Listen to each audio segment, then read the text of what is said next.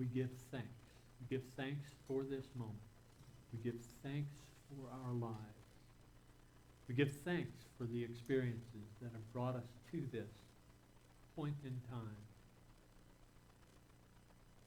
More skills, more lessons, more knowledge, greater understanding of our relationship with you. We give thanks.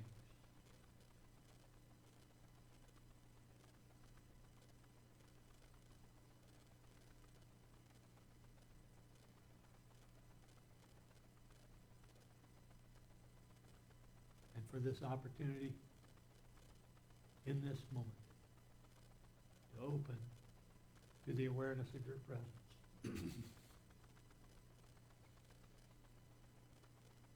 Thanks. And so it is. Amen. So it's a miracle.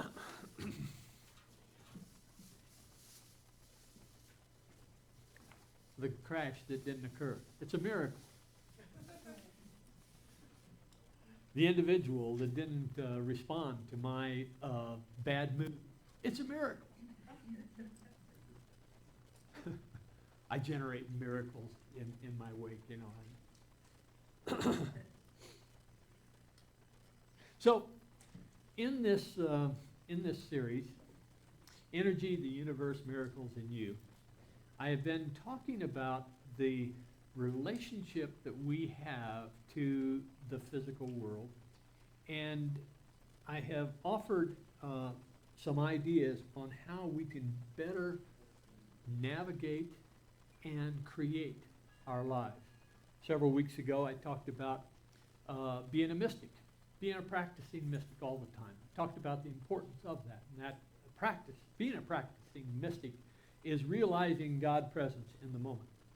And I gave you a tool for doing that, finding that place of unconditional love and expressing it. And I encouraged you to find a touchstone, the touchstone being that experience in past where you have experienced that unconditional love, so that you could recall that unconditional love in the moment.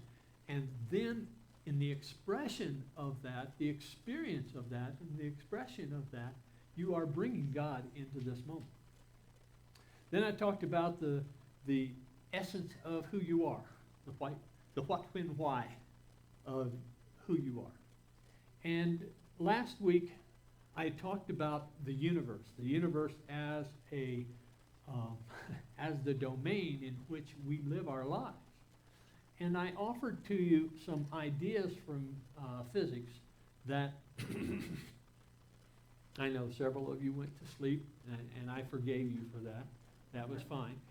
But I talked about the double slit experiment. I'm going to quickly review that because, and I want to make this point, that I consider this, of all the talks that I've given, I consider this series to be the most important. And if I left the ministry and you absorbed all of this that I'm offering to you in these 5 talks, then I would consider my work done. But in the double slit experiment, this was the realization, and this happened about 100 years ago when scientists discovered this, the realization that consciousness is absolutely essential in the transformation of subatomic particles into real solid stuff. Prior to this realization, it was always expected or always understood that the universe is, and we just happen to live within it. But this new perspective on how reality arises, how physical manifestation arises, is that it is essential for consciousness to be present. They did a double slit experiment, and they found that the photons, which they weren't sure whether were waves or particles, they found that the photons acted as if they were waves. They created an interference pattern in the double slit. Then they put an observer on the slit, and they found that the interference pattern, representative of wave nature of particles, of light, transformed into just two impact zones behind the double slits. That was what would be expected if light was a particle. And this transformation of light into actual particles as a result of observing which slit the photons were going through was a very big aha. But it was also a very big what? Because physicists would look at this and they say, well, why is it that observing which slit to go through causes the light itself to transform from a wave into a particle? And this was a conundrum that continues to be a head scratcher for 100 years. Well, over the course of time, in fact, this experiment was conducted in 2002. So that was fairly recently, 16 years ago. And what they did was, because they've recently been able to actually entangle light particles and cause those light particles to travel separate paths, they found that if they entangle the particles and put one of the entangled particles through the double slit, without observation, it shows itself as a wave. Then they said, well, okay, we're going to observe this other entangled particle by putting a polarizing filter here. What the polarizing filter did then is it caused that entangled particle to become manifest, and it showed itself as either a horizontal or vertical polarity. But that caused the other entangled particle, which is complementary to this one, it caused that entangled particle to become a particle, not a wave, okay? Then they went ahead and said, okay, what happens if we move this whole apparatus down? And what they were doing, they were introducing a time delay. And they found that when they introduced the time delay, did not have a polarizing filter in place, this once again became or showed itself as a wave with an interference pattern. Then they put the polarizing filter. Now here's a correction from last week. I had a polarizing filter up here and not back here. But here was a correction that I made to this graphic. The polarizing filter here created separating the horizontal from the vertical polarity light, caused this back up here, back in time, to become a particle, okay? Now, I'm not going, if you want to see this in more detail, go to last week's talk. It's the URL for last week's talks in the announcement. But the point here is that in the manifestation, in this manifestation of the universe, number one, consciousness is essential. That has been such a problem for physicists because physicists have, over the course of the last 100 years, have identified four fundamental forces. Some physicists think there's a fifth, but it hasn't been identified. The effects haven't been noticed so that they could identify it. But four fundamental forces. Gravitation, we all know that. Electromagnetism, we all know that because of what we have here. Then we have the strong and the weak atomic forces. Those are the four forces of nature. The problem is that consciousness is not in that anywhere. There is no place for consciousness in those four fundamental forces. And so this question of why is consciousness necessary for physical manifestation to occur has not been answered by anybody. Lots of speculation, but no one's been able to demonstrate that their idea is correct. And the second thing is that time is irrelevant to manifestation. Okay? Remember this. There was additional time delay here. These particles, by the way, were being shot one at a time. Bing, bing, bing, bing. And this was being shot at the same time. The thing is that the time delay here still caused this particle to transform from a wave to a particle. Okay? So time is irrelevant in this manifestation process. And now, okay, we're going to move out of that now. Over 2,000 years ago, there was a teacher that expressed this idea that in manifestation, consciousness is essential. You could probably guess the teacher that I'm talking about, but you may not know which passages that we have of his teachings that would indicate that. Anybody have a guess as to which passages, famous passages, you'll say, oh, well, bing. But any ideas which passages would relate to that? Jesus teaching that consciousness is essential in the manifestation of your life. And that is here. These are several. In Mark 5:23 to 34. Now there was a woman who had been suffering from hemorrhages for 12 years. She had endured much under many physicians and had spent all that she had.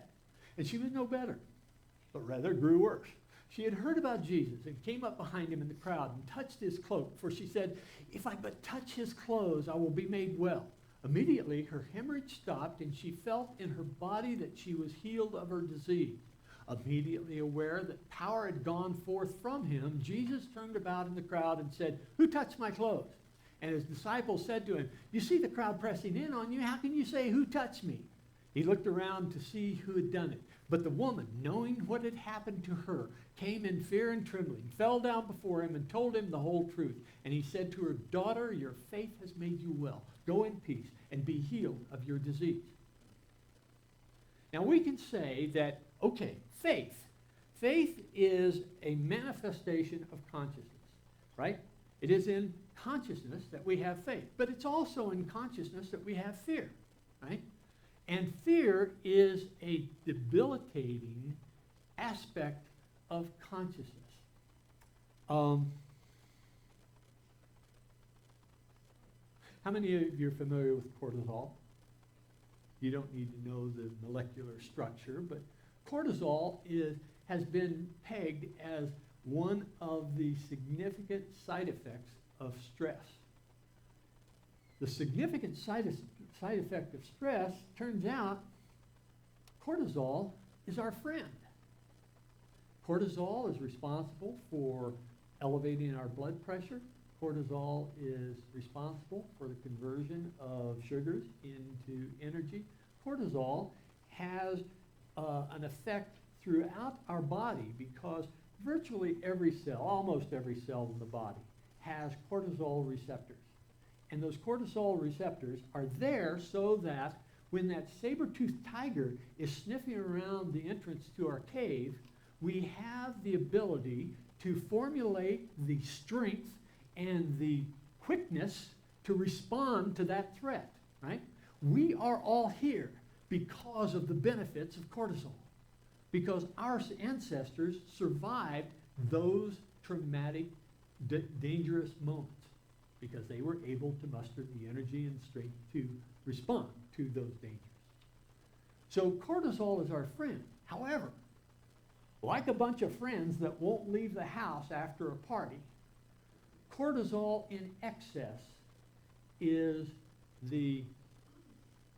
has damaging effects on our body. And stress is the initiator of the cortisol production in our body. So stress is an important determinant, or the presence or absence of stress is an important determinant to the healthy functioning of our body. Yeah, when we need to have stress, when we need to respond to immediate issues, when we need to get out of the way, or when we need to thwart a danger, that we are able to do it because of cortisol. But cortisol continuing to be produced in our body is detrimental to our health in many different ways. Leads to high blood pressure, right? It leads to weight gain, that sugar conversion. It causes us to move out of our rightful, healthy experience into an unhealthy experience in a number of different ways. Now, stress is something that we live with. We live with on a daily basis. As I was leaving the house, Linda said, "You're not going to wear that, are you?" There was a time of that elevated, oh, well, maybe I shouldn't wear this. Maybe my idea of having white linen on was not a good idea. What will people think, right? All of that happened in some period of time where there was that elevation of stress. Not a huge elevation of stress because, frankly, I don't give a damn, but there was that response of, oh, well, maybe this isn't the right choice. So what do we do with this? We have stress throughout our days. There is an opportunity for us to respond to this elevated stress level in a healthy way. And the way that we respond to that elevated stress level in a healthy way is through a miracle. Course in Miracles defines a miracle in a number of different ways. In fact, in my first reading of the course, the first year that I went through the course, I kept looking for the definition of the course of a miracle. And in a number of different places, A Course in Miracles relates to what a miracle is, but it doesn't specifically in one location, in one paragraph, or one sentence, define what a miracle is. But second year through the course, I realized that, yes, here it is. Here it is. A miracle is the transformation of an ancient hatred into a present love. A Course in Miracles defines a miracle as the transformation of an ancient hatred into a present love. And when A Course in Miracles talks about love, well, it actually talks about the two different versions of love. There's the special relationships and the contractual love of the world, and then there's unconditional love. And when it's talking about the transformation from an ancient hatred into a present love, it's talking about unconditional love. And this idea of moving into this consciousness of unconditional love is the basis for even the manifestation of miracles. Your faith has made you well. Oh, we've gone on, okay. As Jesus went on from there, two blind men followed him, crying loudly, "Have mercy on us, Son of David." When he entered the house, the blind men came to him, and Jesus said to them, "Do you believe that I am able to do this? Do you have faith?" They said to him, "Yes, Lord." Then he touched their eyes, and according to your faith, let it be done to you. And their eyes were opened, and then Jesus sternly ordered them, "See that no one knows this." Okay, so their eyes were open. They were able to see. And then he said, "See that no one knows this." Why would he say that? What is it? He didn't want people to think that Jesus himself was the one who did it. Okay. That was their faith. Okay. All right. Anyone else? There's nowhere that this is said, but I suggest to you that the reason that he said that was that he did not want them to go out and hear people say, "Oh, well, don't believe that. That doesn't work. I mean, you're not healed because of that. You're healed for some other reason, but not that." And what that would do is that would instill a little bit of fear in their mind. Oh, well, maybe this is just temporary. Maybe my faith is not about this. Maybe this just happens to be that I woke up this morning and I can see today, but I won't see tomorrow. And that fear induces stress, increasing cortisol. Okay? So I suggest that when he said, "See that no one knows of this," he was perhaps protecting his reputation, but I also think it was that he was saying to them, don't let fear enter into your healing process. Then in another passage in Luke, nothing the world believes, well, okay, never mind, that's from last week. We'll just go on, pretending like I never made that mistake. So, the faith has made you well. Charles Fillmore defined faith as the power of perception linked with the ability to shape substance. Charles Fillmore talked about our manifestation arising because we have the mental ability to take that in the invisible realm of what he calls substance. Substance to him is not this physical manifestation, but rather substance is the realm out of which physical manifestation arises. But it arises as a result of our power of perception. Notice how this goes back to the double slit experiment. The power of perception, or the power of consciousness in observation, is a means of transforming this invisible realm of substance into physical manifestation. And faith, as the ability to link the power of perception with the ability to shape substance, is part and parcel of what Jesus has been talking about here. But it also is, in a way, it is what physicists have been talking about as well.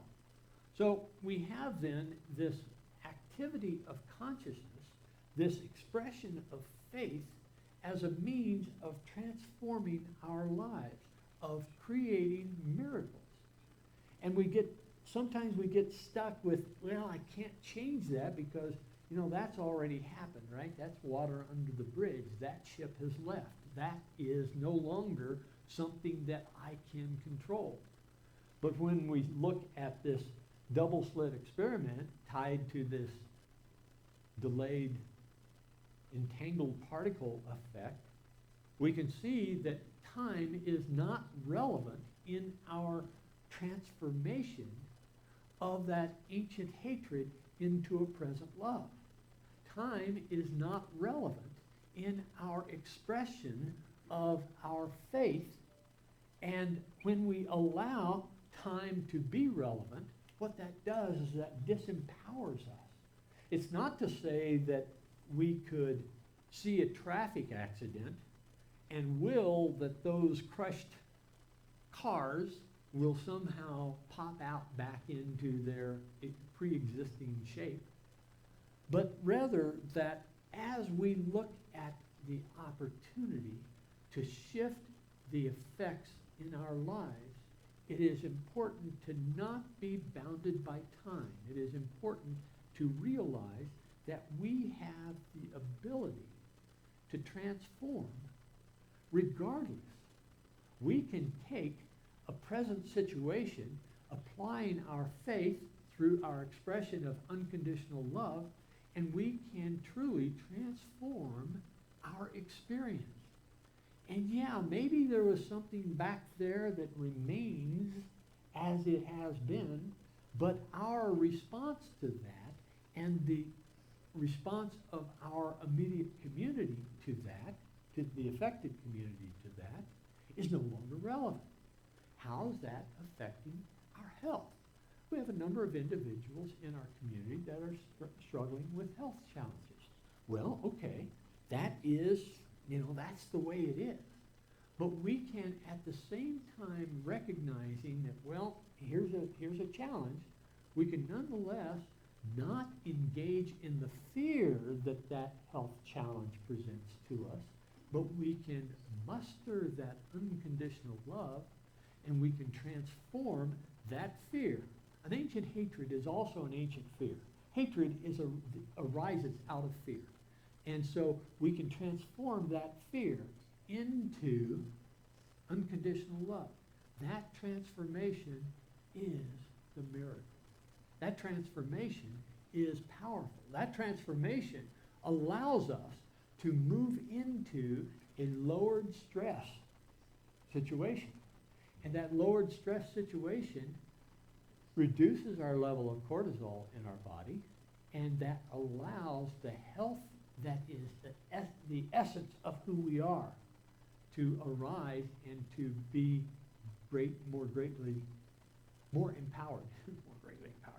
more empowered.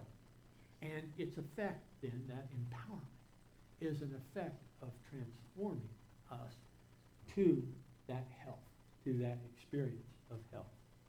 So,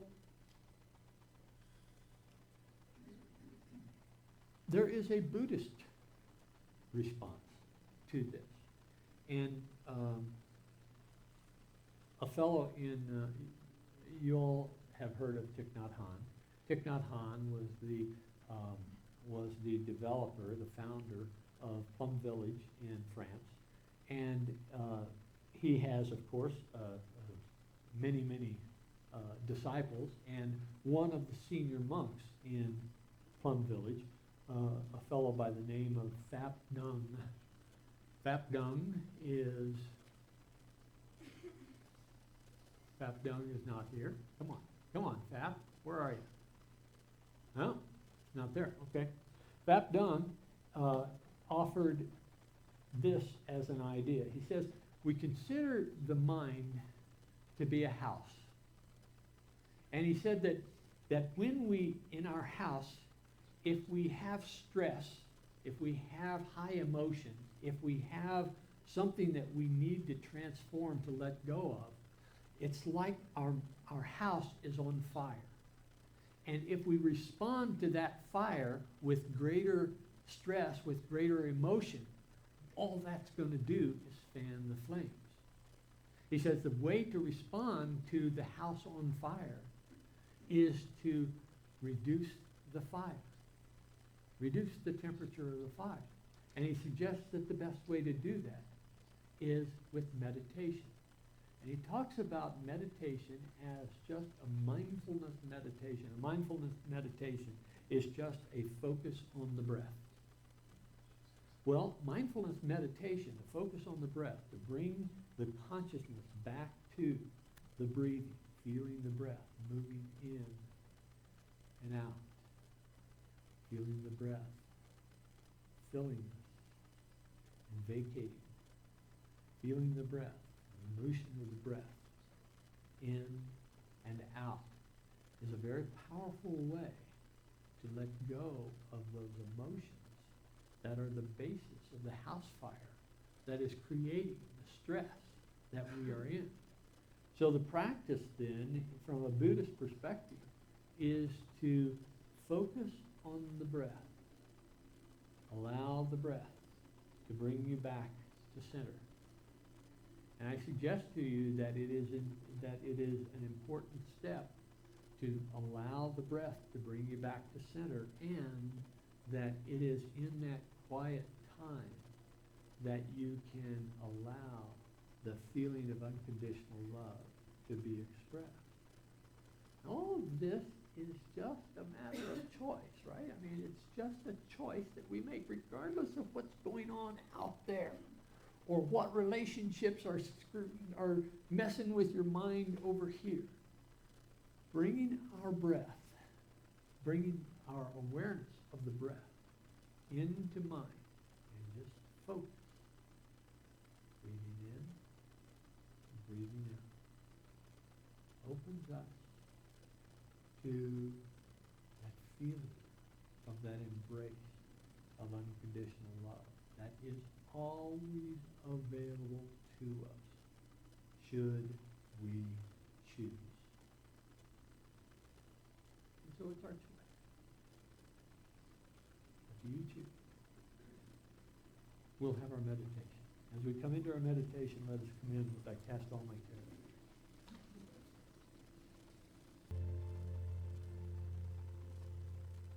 And so in these few minutes, we move into that space of attending to the breath.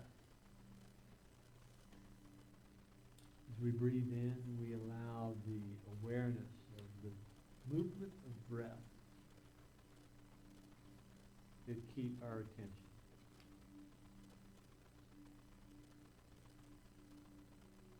Breathing in through the nose and out through the mouth is a normal practice of mindfulness breathing. Finding a place along the passage of air.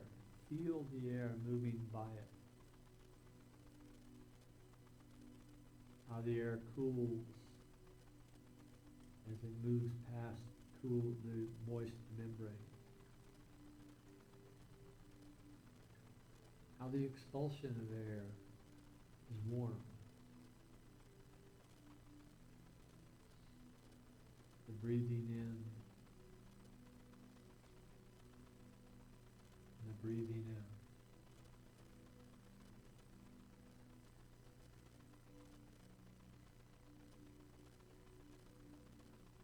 Just allow yourself to focus for a few minutes on the breathing in and the breathing out.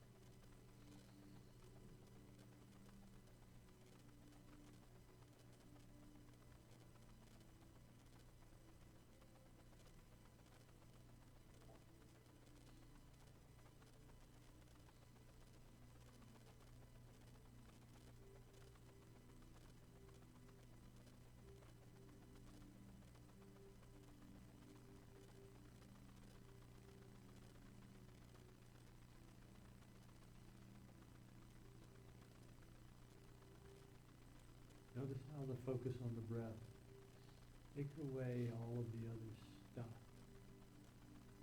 that occupies our monkey mind. Breathing in, breathing out.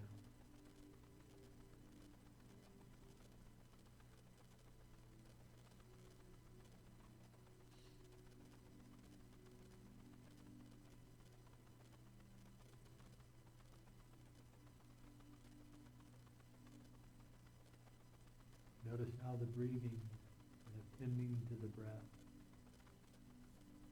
relaxes your body. Breathing in and breathing out.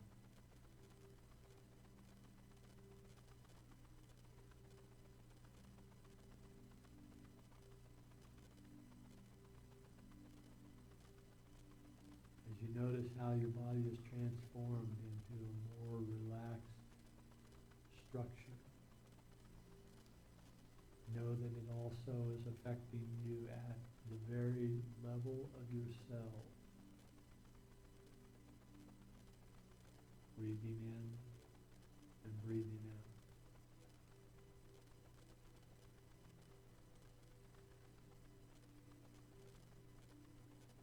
Your stress is reduced. Your cortisol moves back to a healthy level.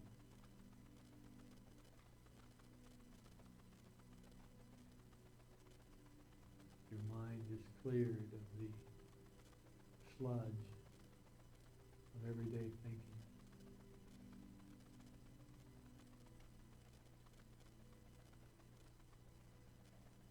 You're transforming your body in this moment.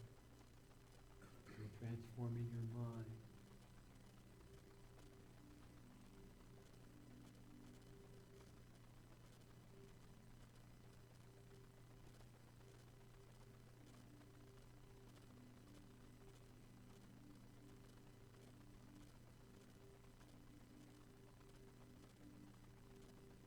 Knowing that this is a practice that you can begin at any time during your day.